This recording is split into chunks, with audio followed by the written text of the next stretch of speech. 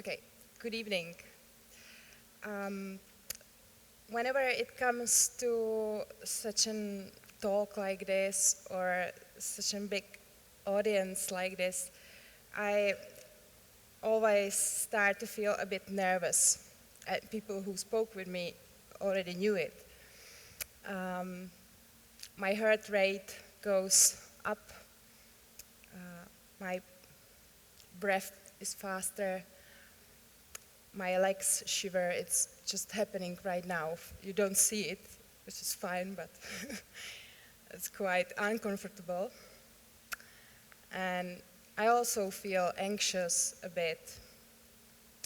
But there is one thing how I especially work in this situation. Whenever and as soon as I start to talk about sex, the first time I say the word sex, everything calms down in me. It's like a magic word. And of course I feel joy and enjoyment when I start to talk about sex. But it's not general advice. It's just how I work. It's unlikely this technique would help you to manage your stress in the work or when you are in front of the other people in the same situation. It's not very good to start to talk about sex. But this example can help us to understand how joy and enjoyment work according to stress, according to uncomfortable emotions. Sylvan Tompkins, who was a great personality psychologist, he defined joy as one of natural effects which we feel from very early days of our lives. He actually defined 6 and then 9 effects. Each of them has a specific expression on our face. And the specific feature of joy is that it calms you down. It relaxes your neural system. It actually decreases your neural firing. So when I am a little bit up higher, every joke, every joy you feel, even if it's a small smile on your face, is something that calms you down. So this is how joy works.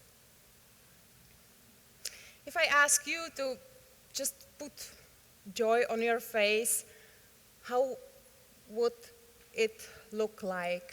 What is the expression of your face when we have joy?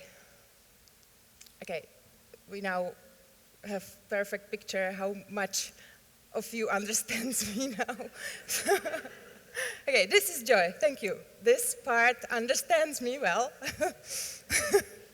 So, this kind of emotion that we have lips wide open, and we have smile on our face. So, when we get to the point of the beginning of this presentation, in the beginning, when I was asked to do this speech, I was told, you know, Joy, you as a sex coach fit perfectly in this conference because we have joy as major focus of this conference. And we all think that joy and sex are very obviously connected to each other. It's very natural to think so. But then I started to think whether really joy is so obviously connected to sex, whether it's true or not. I just need to skip a few slides. I remember the first moment when I saw joy really can be a part of sex.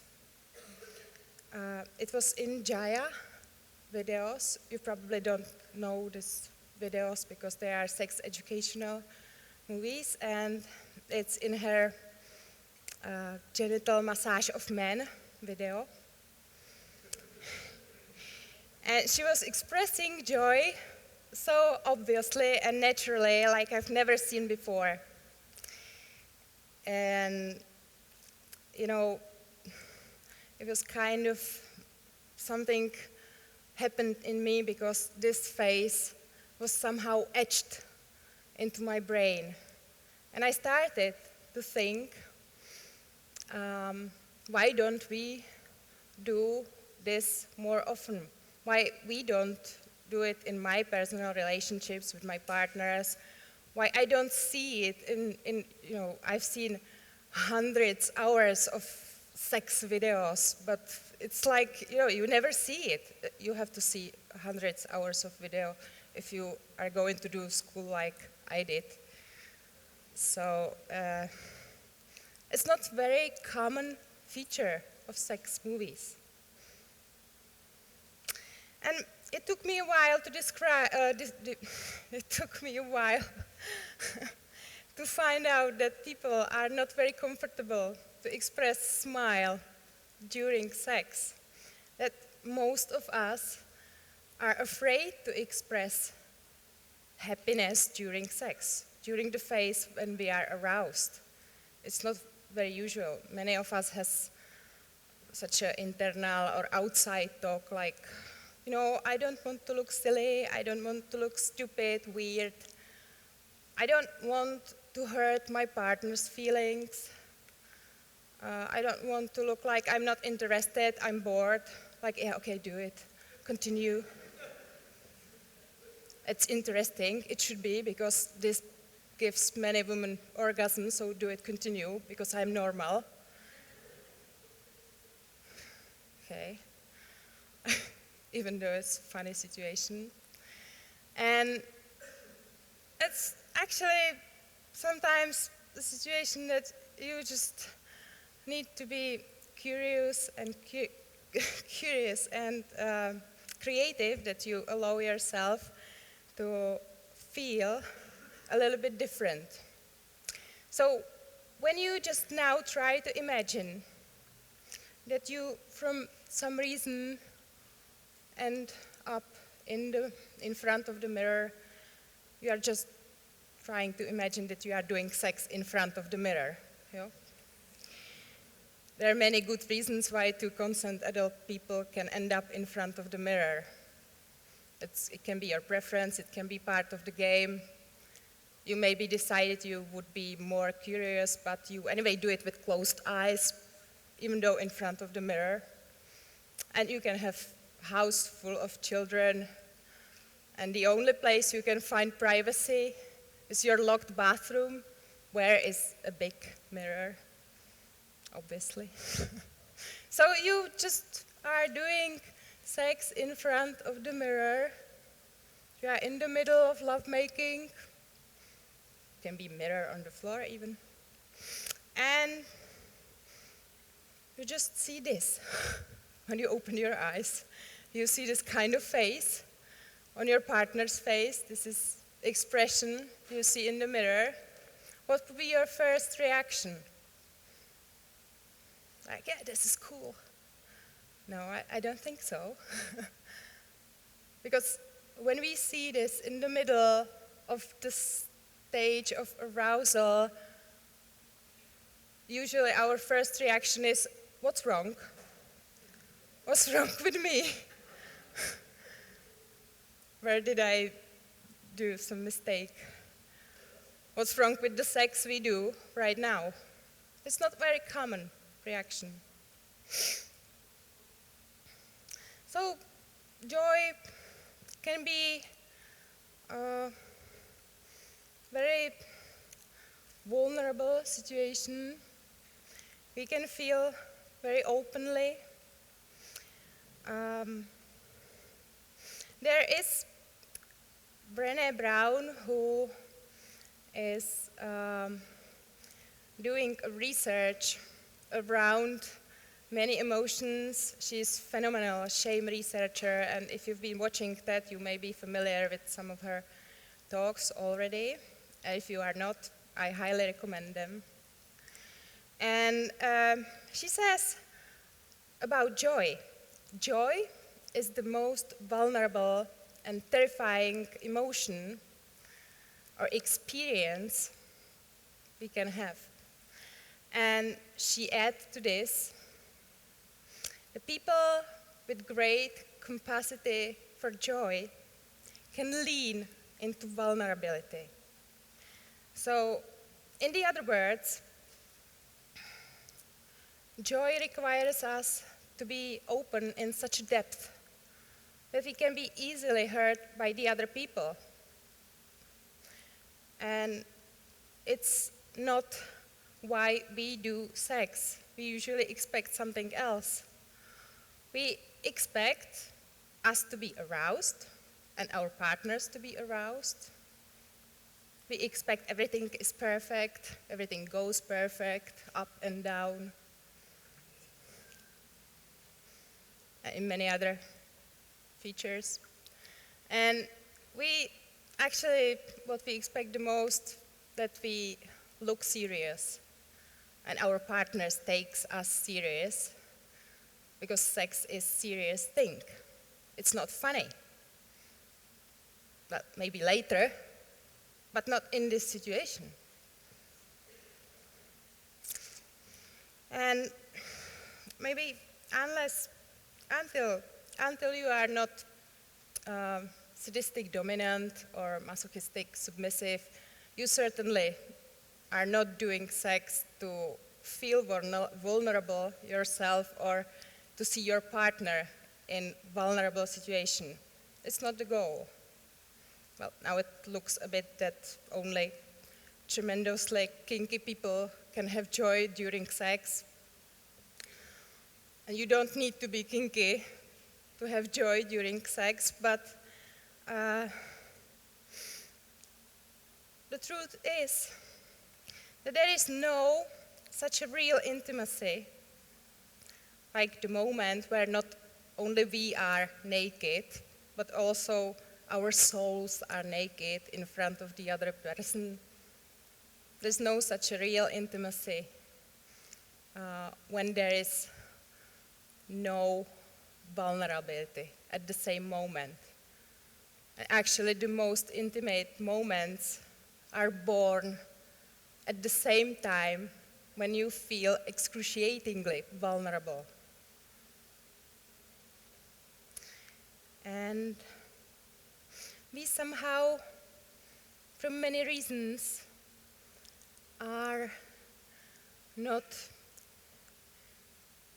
actually, we didn't learn to be accepted during these moments. We, at such depth of intimacy, desire the only thing. It's full acceptance, and it is unconditional acceptance. But we didn't learn to be accepted during arousal while feeling joy. We didn't have training in this discipline. Now I just want to talk about something else and then connect these parts together. Most of us train ourselves long before we engage in couple sex, regular couple sex, normal sex, how do you call it, doesn't matter. Most of us train ourselves in the ways how we work with excitement and joy. We train our bodies, we train our brains, we train our neural systems. It's connecting everything. We train our breath, we train our voices, and we actually train many other things, muscles, postures, poses, whatever you can experience. We also program ourselves completely in the way how arousal enters our body, how it runs inside, and what kind of expression we allow ourselves to have on our faces. We are programming ourselves long before we engage in sex with the other people. Many people use masturbation as in the meaning of touching our most sensitive parts. Many people use this training for a long time. In one study, it's been estimated that men will ejaculate 2,000 times before he loses his virginity. So it's 2,000 times, although some of them are during sleep. Doesn't matter, it's minor. And I did my estimation for me, and it was about 500 times of masturbation before I engaged. But I did it very young, so it's not very representative example. So there's a kind of training we have. And we actually, during this training, learn many things, but we also learn how to not do many other things. And it looks like we are allowing ourselves during masturbation and during arousal then only a certain range of emotions that we express. It's very limiting. And if I ask you now, just who of you understand me, can you tell me who of you think that masturbation is normal, natural, or healthy at least? Okay. Yeah, we in Czech, thank you. And then fast go down, okay. I just wanted to say that we are very liberal in Czech Republic according to masturbation. We are, in comparison to the other countries, we are very liberal. We have very liberal approach to masturbation. But we live in double message society anyway. Even if we tell our children masturbation is okay, you can do it, it's fine, you don't need to be ashamed, it's healthy, it's natural, it's great. But, you know, when it comes to practice, we teach them completely opposite thing. No? We teach them, hide it when you do it. Don't show it to me, I can't watch it. Do it under your, whatever you have on your body. Do it somewhere else. I can't join you when you do it. I can't even do it with you. It's terrible, yeah? It's behind our borders. So it's highly private activity. And yet we insist on the message, but it's very, very healthy and it's natural, it's good. It's good for your health, for everything. So, it appears it doesn't matter how much parents are or are not open in this approach, because approach is not practice. In the end, the message you get is always the same. Something bad would happen if somebody sees me to touch my genitals. There must be something bad on touching my genitals at all. This is the result. And then we learn very intuitively when we are 3, 4, 5 years old. Many people, many women remembers these kind of situations from their life. We learn very intuitively to feel guilty when we are discovering our bodies.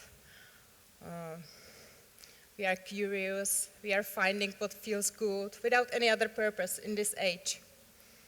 And then later in puberty, we learn how to do it fast, silently, and inconspicuously, for not to be caught by somebody. So, this is the kind of training we get. And during puberty, we go right through the arousal fast way, and we go up to the highest point, to orgasm. There is no place for relax, there is no place to slow down, neither for joy or enjoyment. We have this scheme, we have this stereotype of using arousal in our body. Why would we slow down? Why would we have any joy? It's really, anyway, it's not real sex, right? Masturbation is not real sex. We take it more like service for our bodies. It's like car service. We take it technically, but not joyfully. It's definitely very private. Or somebody of you call to your friends or even to your partner, oh, I just did have great masturbation. I had so many smiles on my face. It was so joyful. I did this and that, and you're like, some of you. Or even better, do you share with your friends, oh, I just spent 2 days on masturbation event with 20 other people. It was really great. I had so enjoyable moments like I've never had during the last 30 years. I suppose not.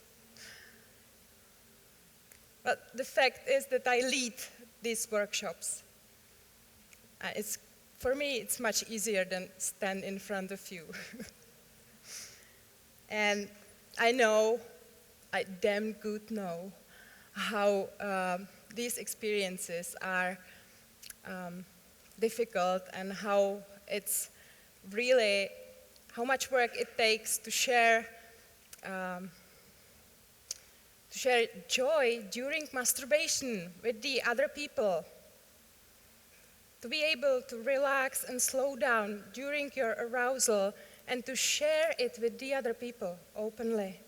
It's a highly vulnerable situation, and for some people it results in very traumatic situations. So maybe this kind of stereotype comes really on the stage when you get out of biochemistry in your relationship, because this is where you get back. This is your stereotype. And when biochemistry fades away from your relationship and you get to the base of your arousal, you get to this point. So there's maybe one good news. You can retrain yourself. You can do it just right now. Maybe not right now here on this conference because it wouldn't be allowed. It should be broadcasted in many other countries. But you can do it at home or even bathrooms. There's many bathrooms around. Try to do it with joy on your face. Try next time when you masturbate, slow down for a moment and just smile. Have this stupid face on your, face. Because it really brings a different focus in your life. Can you do one thing right now? Can you raise your hand? One hand, please, your hand. Just for a while. Yeah, it will be funny, silly, and weird, I know. No, it's just leave it here and try to do some masturbation movement. It doesn't need to be your style. Just try, yeah, thank you. Great, and women do this. Yeah, you got it, joy and masturbation. You got it even on your faces. Thank you very much, you were really great. Thank you.